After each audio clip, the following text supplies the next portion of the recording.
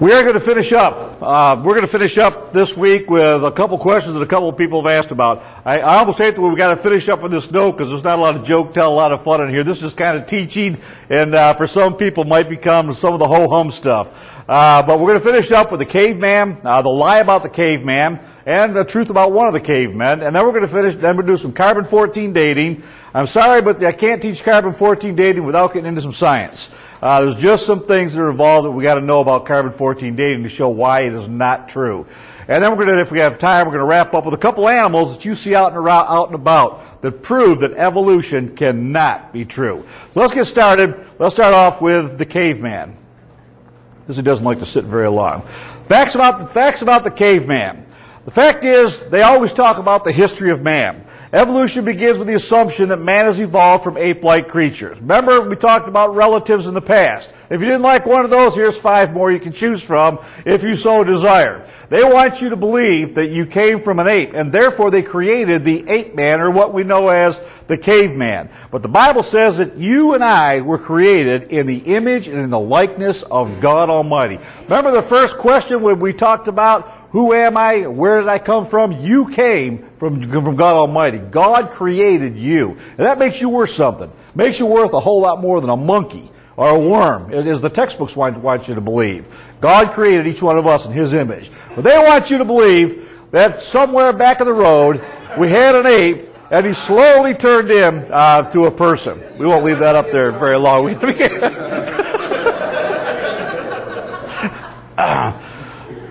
But textbooks are wanting to tell us, they would say, look closely at your head. You have flexible fingers. Well, the animals have flexible fingers. They have 5 limbs.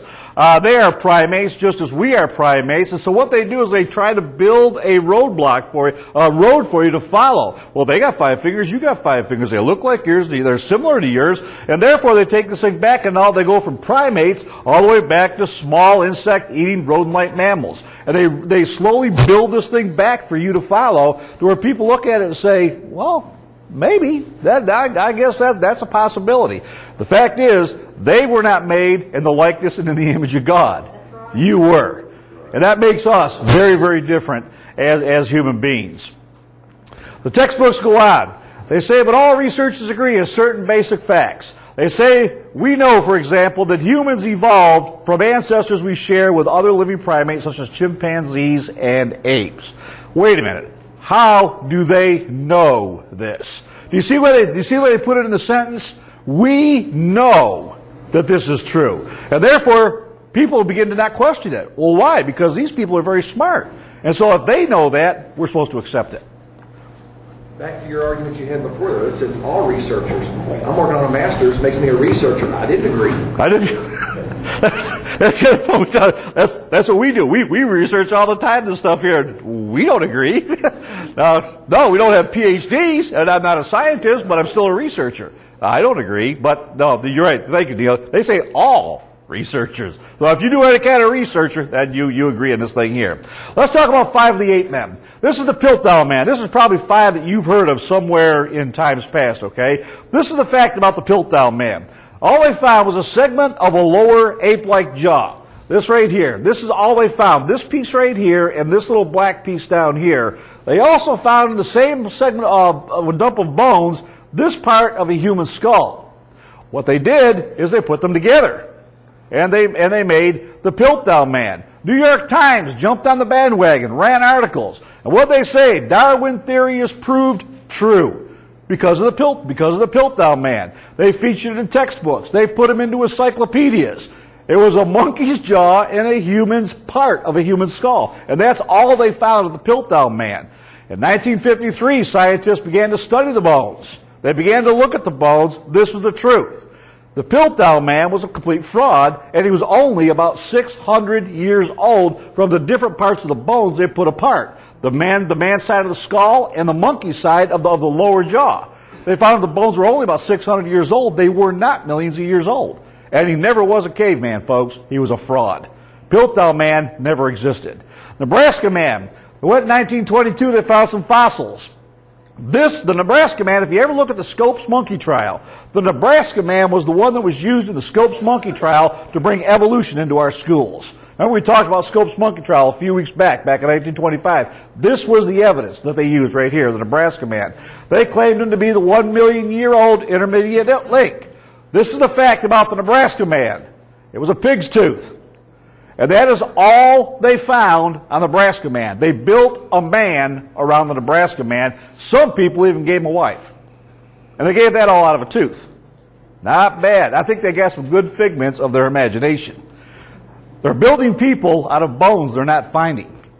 Rampithecus was another one. In the 1930s, again, this is what they found. The lower part of a jawbone down here. It's kind of hard to see in that picture right there, but the arrow's kind of pointing to some of the jawbone down here. This is what they found in Rampithecus.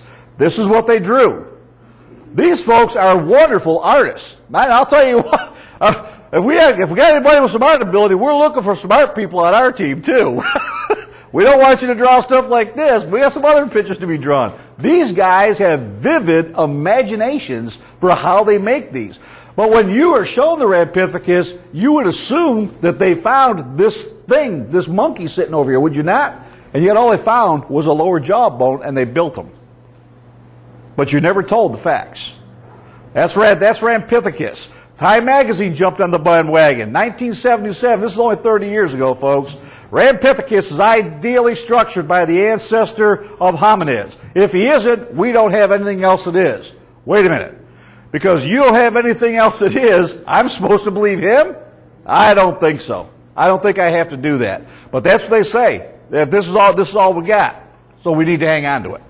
No, we don't need to hang on to him. Rampithecus is not a real thing. The truth about Rampithecus, they studied his bones in 1970. They found out he was a baboon, which lived in Ethiopia, that had a lot of the same structural features. They had the same morphological features built into him. And, by the way, he was dropped from the human line. So if any of our kids, if they bring textbooks home, or if you look at encyclopedias and you see Rampithecus, folks, he was dropped from the human line 38 years ago. And yet he's still found in books. He was not that. They studied him. He was a monkey. He was not a human at all. Piltdown Man, remember, was a hoax. Nebraska Man was a pig, and Rampithecus was an ape. Everything about these things, when they look at the dates, they were completely wrong. None of them ever went to millions of years, but only a few hundred years old. None of them ever stretched the time barriers. Let's look at two more case studies. The Neanderthal man, and let's look at Lucy. Have any of y'all ever heard of Lucy? Lucy is now on tour in America. Lucy is making her tour here in America, and therefore I'm going to spend a couple minutes with Lucy. I'm going to fly through these other guys because they're hoaxes anyway. But Lucy is something I want you to look at because she's in America right now. This is the original pictures of the Neanderthal man. Guy looks like half ape, half man, does he not? Guy kind of looks like he's a little bit sophisticated, but monkey-like features. Many of them were found in Dusseldorf back in 1956, and they found a bunch of them. There wasn't just one or two. But they took the bones together, and they make ape-like creatures out of what, again, remember, all they found was bones. Okay, that's all they found. But they make ape-like creatures out of them. Notice the brain capacity was about 200 cc's larger than a monkey. What that makes the brain is about the size of your brain and my brain. Okay, makes it a human-like brain. The initial construction, they said, is wrong. This is more what he began to look like over here, and he began to look more like a man. They did further study on the Nebraska man. They found out that in the burial sites, which we'll get to in just a second, but they found that they used jewelry. These things played instruments. They made cave drawings. They found writings of where they had communication, and they did the writings.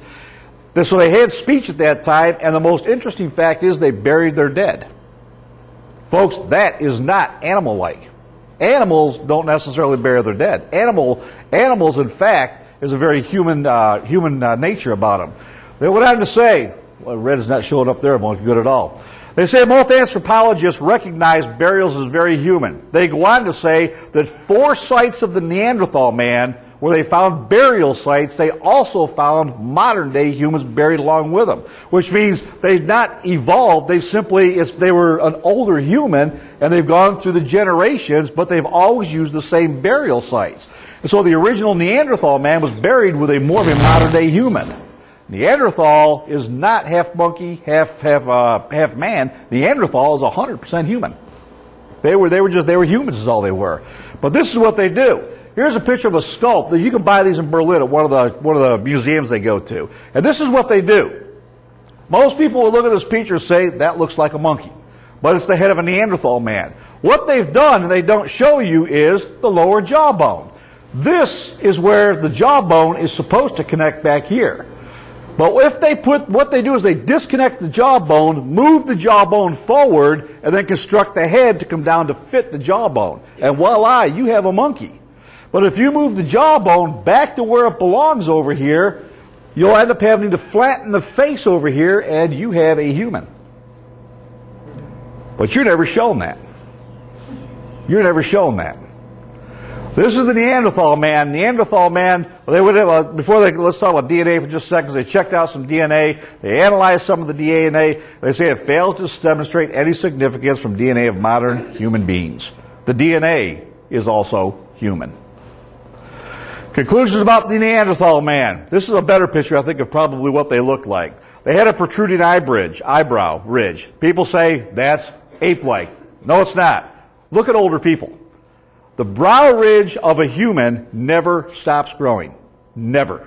The older you get, the bigger your brow ridges will get, your brow line. Look at older people. How many of you see that have got bigger eyebrow bones that are beginning to come out? It's because of age.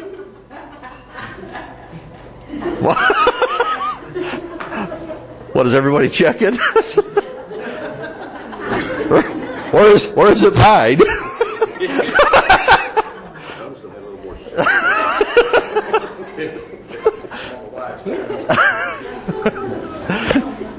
Protruding eyebrows are eyebrow ridges are that of older people. They were stocky built people. They were isolated people that lived in cold, harsh climates. But folks, remember this about Neanderthal man. He was not half ape, half person. He was 100% human.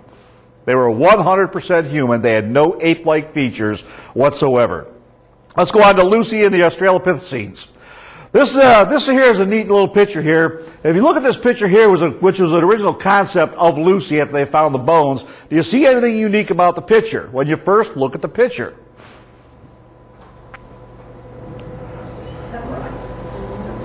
Upright. It's an upright monkey. Tends to look a lot of human characteristics. Notice these tools in his hand. Notice the human hands. And there's one thing that he put in here that was really striking. He said that he had to put a thoughtful gaze on the monkey's face. Subliminally, he made the monkey look like he was thinking about something. Like maybe he's going somewhere or where he may be headed. This was the thing that he tried to put in there. This is the man, a quote from the guy who made the thing. He said, I wanted to get a human soul into this ape-like face to indicate something about where he might be headed. The intention of the painter was to put a human soul in the picture and make him look like he was thinking, like he was going somewhere. That was the original intention of Lucy. What was found? There's only about 40% of the fossil that was found.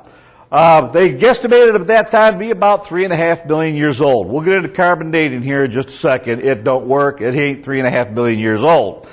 They claimed to be bipedal. They claimed that he walked upright.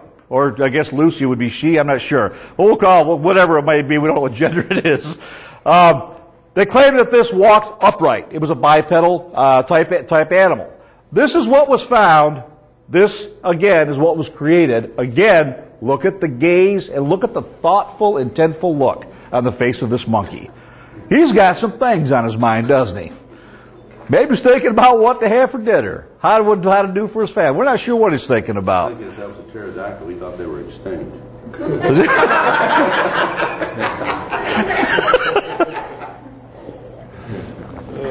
That's what we need, 2 comedians in the audience.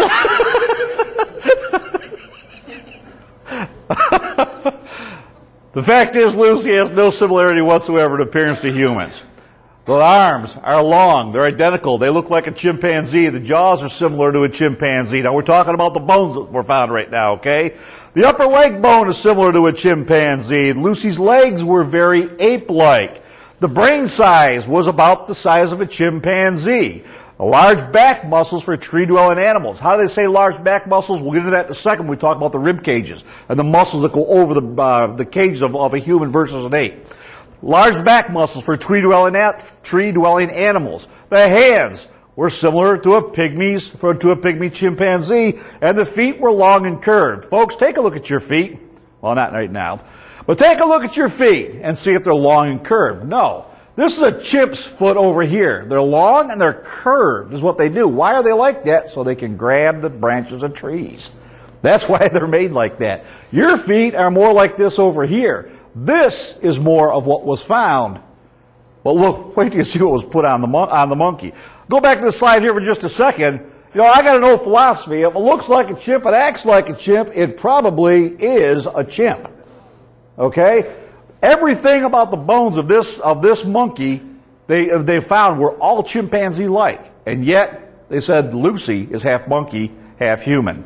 Did she walk upright? Two factors have to be looked at, the rib cage and the pelvis, to see if this monkey actually walked upright. Now, y'all been to a zoo before. Monkeys have the ability to walk upright, do they not? Then they can jump up, but they usually short segments and they fall back down, and they're knuckle walkers. But they have the ability to get up, but it's not very comfortable. You and I are made to be bipedal because of our pelvis. And does that mean we can't get down on all fours? Sure we can. We can do that when we play with our grandkids, and we do things of this nature here. We get down, we'll play with them on all fours, but it's more comfortable to get up and walk, is it not? It's because of the way the pelvis is made. Let's take a look at what this here along with the rib cages. This is a human rib cage versus an ape-like rib cage. One is cylinder, barrel-shaped. One is conical shape, what they call conical shape for a tree-dwelling animal. Is generally where we find the conical shape. They had a paleontologist take a look at the rib cages. This is what he said. I noticed that the ribs were round in the cross-section, more like that what we see in apes. Human ribs are smaller, they're flatter in the cross-sections. He said the shape of the rib cage itself was the biggest surprise of it all. He says a human's cage is barrel-shaped, and I could not get Lucy's ribs to fit this kind of shape. Now, this is he studied these bones. This is what he does for a living. He says, I could not get Lucy's bones to fit a human rib cage. Why? Because he was a monkey. Some answers are just real easy to answer. You know what I mean? Some answers are not hard to figure out. Okay? Lucy, he goes on to say, in Lucy's case, her ribs are conical like those found inside of apes. The rib cage the ribs they found in Lucy fit that of a monkey and cannot fit into a human's. This is the pelvis. Notice the difference in the pelvises. The way ours is made and the way a chip's is made. There's kind of flatter and a little bit more drawn out. Made better for the legs to be able to swing a little bit better is why they're like that. Different pelvises because he swings from a tree. You and I don't swing from a tree, folks. We walk. We walk on the ground, okay? Lucy's pelvises. The fact that the anterior portion, what they call the iliac blade, which I was just telling you, it faces laterally in humans but not in chimpanzees, is very obvious. The marked resemblance to the chimpanzee is equally obvious. He goes on to say it was closer to that in apes than in humans. The rib cage looks like a monkey. The pelvis is made like a monkey. All the other bones are made like a monkey. But they want you to believe she's half monkey, half human. This is all that was found of Lucy. One more time. However, how does this really hinder our thinking? Remember the bones I was telling you about, the feet were found were chimpanzees' feet? This is the feet here they put on the ape when they did the overlays over the bones. This is the feet they put, a human feet. They put on this monkey right here. This is a picture over here. If you go to the St. Louis Zoo, they've got Lucy up there at the St. Louis Zoo. You can go in and you can take a look at Lucy and see what Lucy looked like. Notice, again, the feet over here, and notice, this is the thing that was in St. Louis's museum right here. Notice the gazing look. It's the same statue. They want you to believe this monkey is thinking about something. They want you to believe this monkey has actually got a humanistic nature in the way that they act and the way they do things. Professor Betsy Schumann, an evolutionist at the zoo, she says, we admit the statue's feet are probably not accurate. You're right, Betsy, okay? They're not even what we found. They're not accurate. But when she was asked whether the statue's feet should be changed or not, she says, absolutely not. Evolutionists are not going to step down from what they want you to believe. They're not going to step back. They know it's wrong, but they won't change it. In other words, evolutionists got to use bad science to deceive you and I, to deceive people. That's what they've got to do. They have no other way to get around what they're trying to get out there. The confusion about Lucy is the fact that it's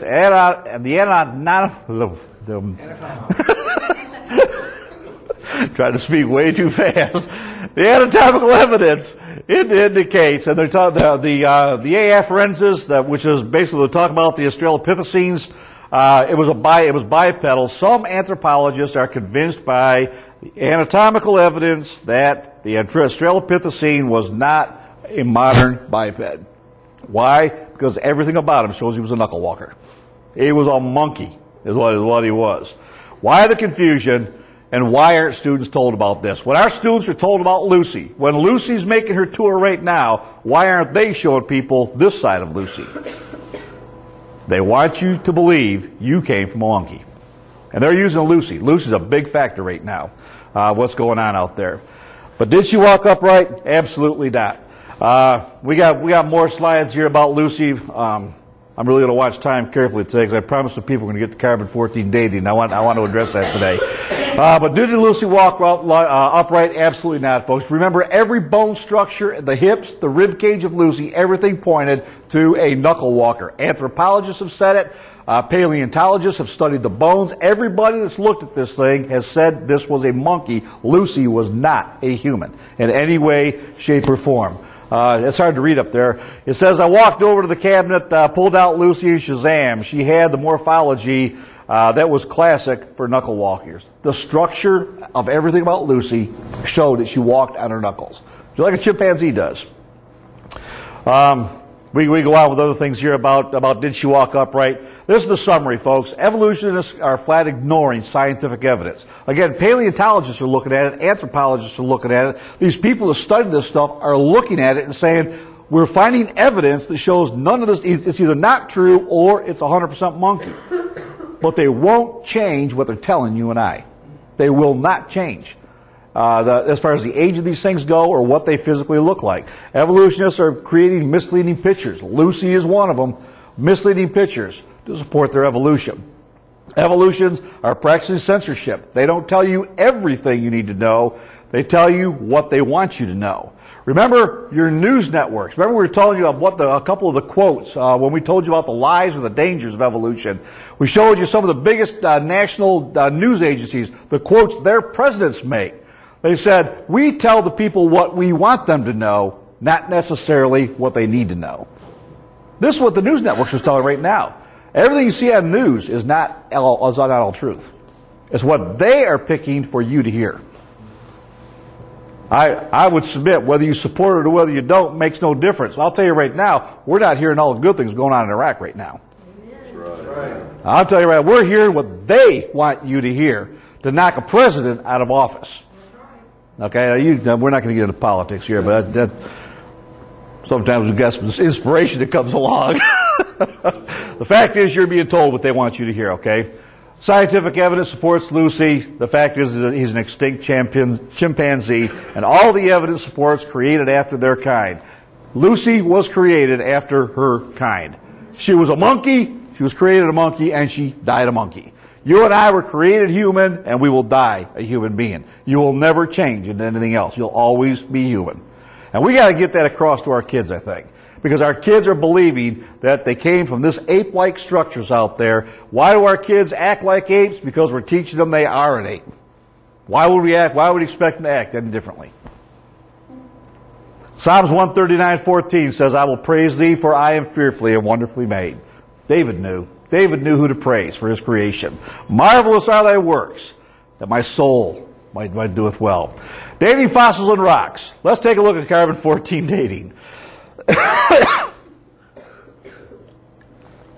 How do they come up with these dates?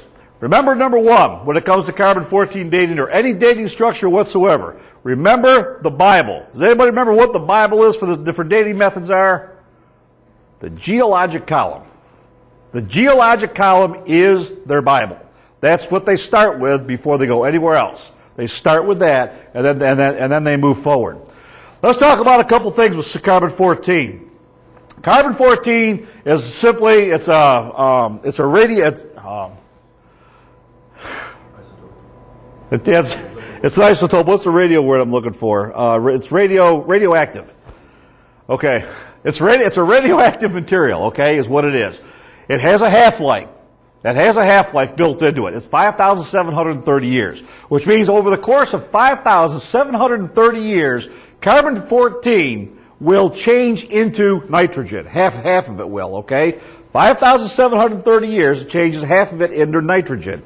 In another 5,730 years, it will change again in a half-life and change again. So basically, we go from carbon-14 to 50% carbon-14 and nitrogen, and then we'll go down to 25% carbon-14 and nitrogen. And look what's happening here. What's happening to the carbon-14? It's slowly going away, is it not? It's dissipating. Now, we're only 11,000 years into this. In another 5,730 years, it'll half-life again, and that'll be cut in half, then it's cut in half again, then it's cut in half again.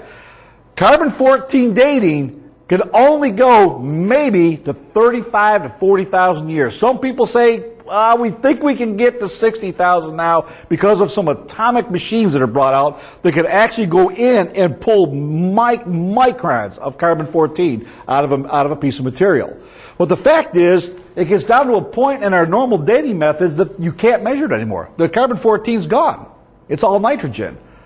So anybody that dates something beyond about 35 to 40,000 years using carbon-14 dating, they're lying to you from begin with, because there ain't no carbon-14 to measure. And therefore, they can't date it. It cannot be dated. Carbon-14 cannot be used to date rocks. It's only used to date natural materials. Thank you for the help that I received here today. Natural material, plants, wood, bones. Okay, anything at all that was living at one time, or that we would call a life type thing, that can be measured with carbon-14 dating. Rocks cannot be measured with carbon-14 dating. Okay, coal is something they can pull it out, because what's coal made out of? Plants. Things were compressed, and therefore we get coal. So coal's got some carbon that we can look at. But anyway, this is how carbon-14 works. Okay, carbon-14 eventually decays into nitrogen.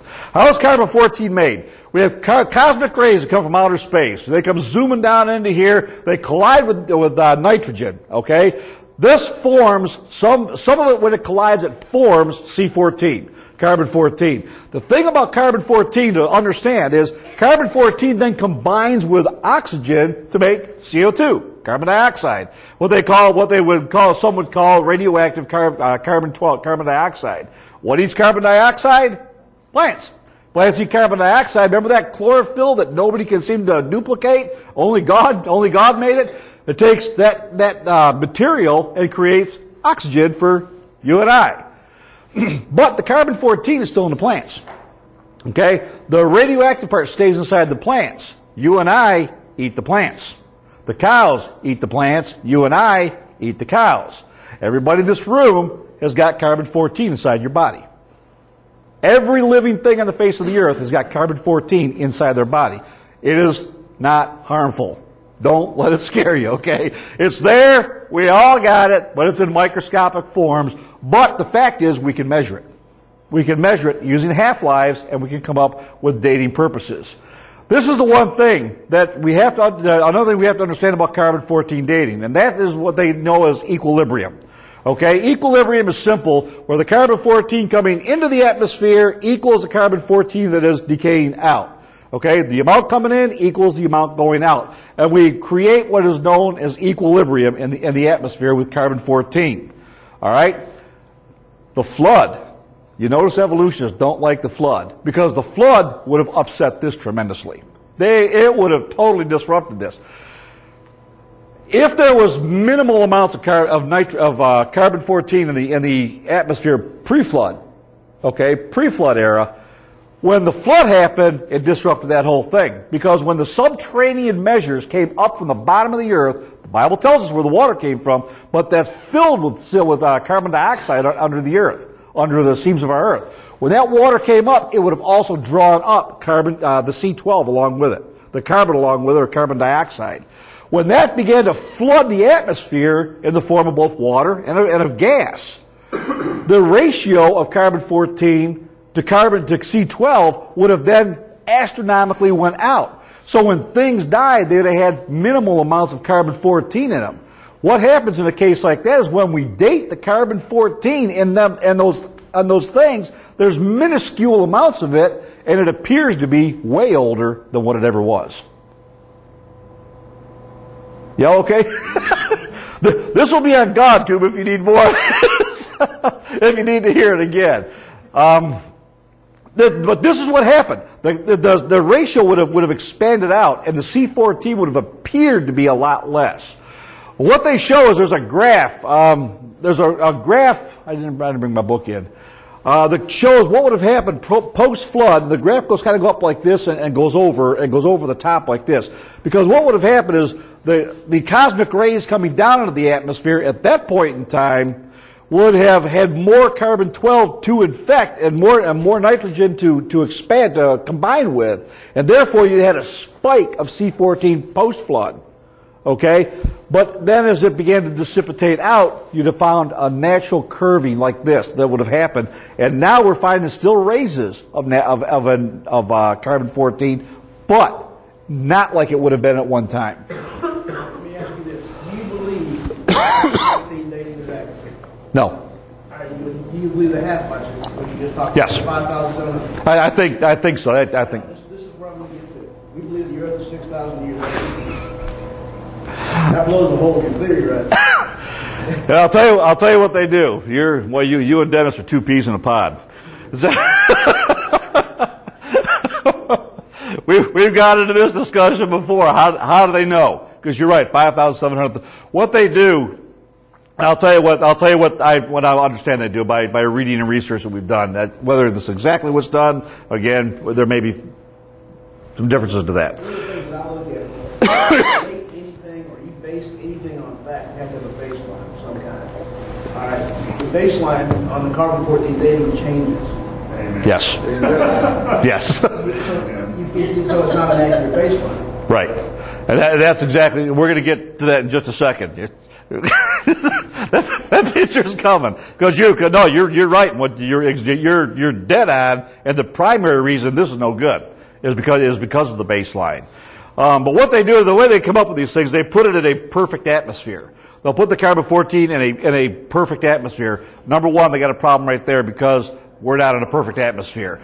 But the reason they come up with a half-life is they put it in these things and then they watch it over the course of time. This much decayed, so we would reach half of it over this time. They just put some math to it, is what they do. That's how, but again, you're right there. And the fact, now do I believe the 5,730 years is completely accurate? I think it may be close, but I'm not sure because of the factors that are built in which gets into our decay rates. How do we know decay rates have always been the same? We don't. We have no earthly idea if the decay rates on carbon-14 have always been the same. What makes them think that the world's always been the same? Well, okay. but they don't. Nobody was there. Nobody was there. So we don't. But when this is not heat sweat here. No. They stuck it in a static environment and they watched it decay. We already know that because of the way carbon-14 works, the way it infiltrates, it gets into the plants, it gets into the animals. You've got other forces, whether it be digestive forces, you've got all kinds of other forces acting upon that carbon-14. It's not simply laying there dormant decaying. Amen. That's exactly true. And that's when they get into the decay. One of the questions we ask them is, has the decay rate always been the same? Probably not. I doubt that very seriously.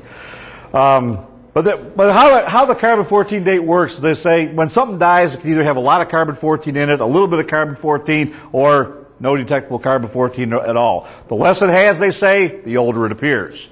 The more it has, obviously, the younger it would appear. Here's what we get into what Dan was just talking about. How fast it decays. What we need to know. Number one, we need to know how fast it decays, okay? We say this is known 5,730 years. But, again, we've got decay rates that are built into this formula. We've got how much may have been there at one time. And we've got the starting amount. These are all factors that get built into how accurate is the dating system. We've got to know some basic things. If you'd walked in here today, let's say it's 7 o'clock this morning, and I had a candle sitting up here burning, and you watched it. This candle burned about 1 inch an hour. And I came up here and I asked you, how long has that candle been burning? What's the fact you know?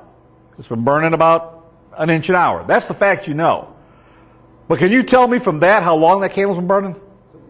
Absolutely. Why can you not tell me that? Don't know how tall it was. That's exactly right. You have no idea the starting point of the candle. And so if they're going to date a dinosaur, let's say they found the dinosaur bones of Behemoth back in the days of Job, okay? Number one, remember the question we need to ask evolutionists all the time? Were you there? Okay, they don't know what those bones had in them when they died. And therefore, they don't have a starting point. If you don't have a starting point, and all you know is, well, we found this much C14 in there, therefore we'll date them to be this old. Wait a minute, what about the starting point? They get the starting point from the assumption of equilibrium. They say, well, it's been this way for a long time, and we're at equilibrium. Fact is, my friends, we are not at equilibrium in 2008. We're still not at equilibrium. This N14 is going up and it's going down all the time right now. So therefore, we're not at the equilibrium. This kind of talks about the same thing. Again, the starting point. If we find it, how much C14 has been decayed, that we do not know because we don't know where it's. We don't know how tall that candle was. And without it, you cannot use carbon-14. It is not an accurate dating method in any way, shape, or form. I'm alive. I'm a fossil. When they're alive, you and I are alive. Hopefully, we're all alive. We're breathing in. We're eating. We're taking in N14. We're taking in this molecule. Okay, or what is it? Atom? No, they're isotope. Whatever it is, we're taking in radioactive carbon into our system. But when you die, your intake stops, and therefore, when you die, that's the starting point. I now have a starting point. About 20 years ago, they did carbon dating on a horseshoe crab. Said it was 3 million years old and it was still breathing. Really? It was still alive. It was still breathing. It was alive, and they dated it at 3 million years. Not accurate. First off, if he's breathing, he's still alive, and therefore. There would be a lot of holes in that. Carbon-14 dating something that's still alive. That can't be done. Because you got no half-lives. You're still taking it in. That'd be interesting. As the ratio, the ratio they say is 1 trillion to 1, okay, right now. Again, there's not a lot of the stuff out there, but it's out there.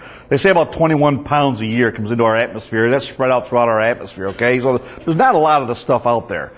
But the question is, has it always been the same? If they can show that where the assumption is it's always been the same, then they could say, well, we know what it is today, so it was like that 3.5 billion years ago. It's always been the same, but it hasn't been. See, that's where they have multiple theories working against each other, because they'll also tell you that, we're burning up the ozone, we're global warming and all that. Well, if that's true, we're affecting the filter, so we should be getting more carbon-14 now than we were getting before, therefore we're no longer in equilibrium. They can't have it both ways. Amen. Amen. They can't have it both ways, but they're going to try to make us think they can. Factors that are involved in here, and this idea of equilibrium. You've got the raised penetration into the Earth's atmosphere. Has it always been like this? Has it always been the same? I think God, in some way, protected the early people from cosmic rays. We've also got the strength of the Earth's magnetic field. Now, we know that the Earth's magnetic field is weakening. It's been measured. We know it's weakening. If it's weakening, it was stronger at one time. It's not always been the same. But if the strength was always the same, they say that the cosmic rays would also be the same. But it's not. So it couldn't have been. The CO2 levels in the atmosphere are very different from what they were. Why? Genesis flood.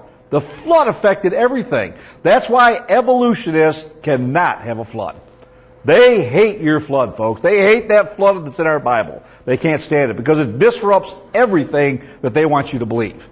The Genesis flood was catastrophic. Well, let me ask you, the rainforest is going to affect the CO2 level. If we destroy the rainforest and take down plants and settle, we're going to affect that CO2 level.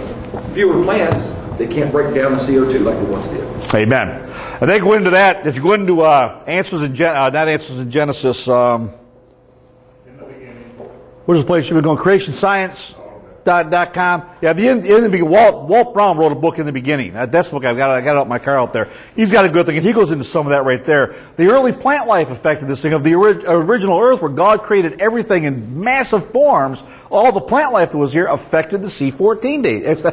Everything that we have in the Bible affected what they're trying to make you believe in here, but they're not going to. That's why they cannot have your Bible. They can't our Bible. They can't have that Bible. They can't have the early earth, what God created with all the trees. They can't have that flood in there because it affects everything they do. C14 dated would certainly be one of them. Assuming the flood did occur, we've already talked a lot about the flood. Little, if any, C14 would have been able to exist before then. This would have given an older age of the earth. We've already talked about that. The fact is, folks, C14, like Don was saying, you've got to have a starting point. If you don't have a starting point, you've got to know when it died, measure it. Now you measure it today and take a look at it, be that 100, be that 500 years. If you have those two measurements, this is an accurate dating system. It can be measured. But you need to also keep the decay rate at the same throughout it. So somehow you also must protect the decay rate. If we don't know the decay rate was always the same, we don't know what we started in, it is impossible to measure anything using carbon-14. Carbon-14 dating does not work. Now they're saying, we've got one slide coming up here in just a second. Here's one guy that says 60,000. Anything older than 60,000 years would have no detectable carbon-14. And yet they want us to say 3.5 million years old, they would have carbon-14. They used to date dinosaur bones to 65, 70 million years old. They said using carbon-14 dating. Well, when they realized, we got to stop doing that because there wouldn't be any carbon-14 left in them bones. So they tried to stop doing that. Now they've gone, some of them have gone as radiometric, but radiometric dating has the same problems. No starting point. They don't know what the starting points. Real quick in summary here. Carbon-14 can only be used to date organic material. Remember, folks, carbon-14 cannot date rocks. Okay? It's only for organic materials. The dating accuracy is dependent upon the consistent ratio of C14 and C12. We are not there. The C14 is still climbing in our atmosphere right now. It's not stable. If we're not stable, you cannot use because you don't have the assumption of equilibrium is not true. Therefore, your ratios are changing all the time. The assumption of equilibrium is absolutely false. The factors that affect the C14, always remember the flood. Folks, the flood affected this world in ways that people cannot imagine. The flood really turned this place upside down when God cracked this earth like an eggshell and God judged the sin of man. This earth really changed over the course of the flood. Ancient fossils as well as coal do contain C14 for measuring. Let me show you a couple pictures here. A freshly killed seal was carbon dated to be 1,300 years old. They're 1,300 years. First, just killed them. Okay, they carbon dated them. 1,300 years old. Shells from living snails were carbon dated to be as old as 27,000 years old. Here's an elephant they found. The lower leg of a Fairbank Creek mammoth, they radiocarbon dated it to 15,380 years. Well, its skin was 21,000 years old. So let's get this right. Okay? The elephant was living. He was 15,000 years old. And for 6,000 years, he had no skin. And he walked around waiting for his skin to get onto his body. Again, the fallacies of carbon-14 dating. If you find a fossil in the dirt, my friends, remember, there's only one thing you know about it. It died. You don't know nothing else about that bone. It's a bone. Why do they believe that bones in the dirt can teach us things that living animals cannot. They want us to believe that bones in the dirt, when we put them together, we can create these missing links. And yet we can't find one living today. Why do they want us to believe this junk?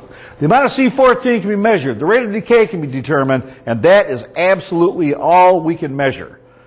How much C14 was in it? Again, at the beginning, we do not know. And again, decay rate, is it constant? No. We don't know. We'll say no. We'll say we don't know. Okay? It could have been, but also could not have been. If you don't have those two facts, how in the world are you going to use carbon-14 dating? How in the world is it possibly true? One more thing about it. Let's use their math for just a second against them. They say that about 30,000 years, we will reach equilibrium. Oh, wait a minute, guys. We're only at 25% equilibrium right now. It's been estimated at. Which means you're proving by your own math, this is a young Earth. This Earth is not 3.6 billion years old or 4.6 billion years old. By your own measurements and using C14 in the air, you're telling us, you're proving this is a young Earth. It's not old at all. Because they've said we will reach equilibrium in 30,000 years. So we thank them, folks. We thank them for those measurements. That type of data, that's pretty good. Carbon-14 dating conclusion, folks. The troubles of it are undeniably deep. They're very serious. Notice this is a book up here that was written, Radiocarbon, the Ages and the Errors. It goes on to say fully half of the dates are fully rejected. When they carbon date things, half of the dates they use, they completely reject them. Why is it that we even try to accept the other half? If you find 50% you know don't work, why in the world why are we accepting the other half? And then saying that they are true.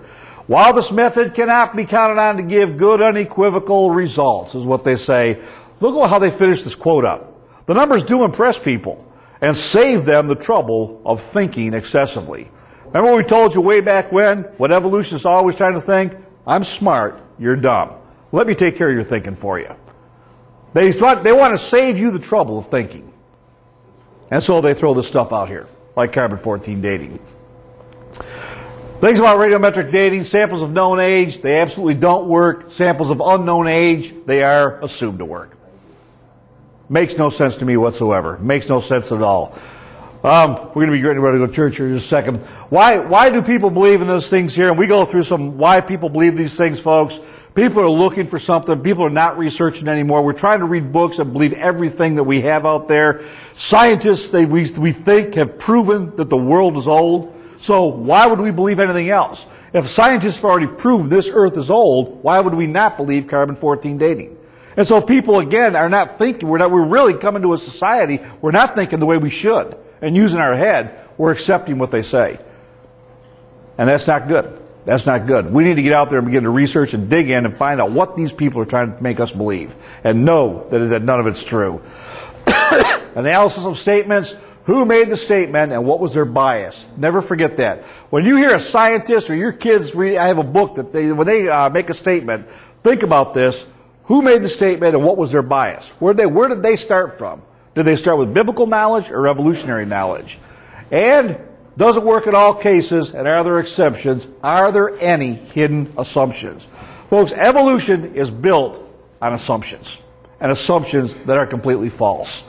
We've got to wake up, we've got to realize as Christians that these things are not true. The Bible is true. I hope in the course of the last 14 weeks we've helped you believe the Bible is true for every word that is written inside of it. Forget all the facts we've given and the jokes we've told, some of them bad. But remember, the Bible is true, folks. And the science, a lot of things science has given us is absolutely false. We thank you again for having us. God bless you, folks.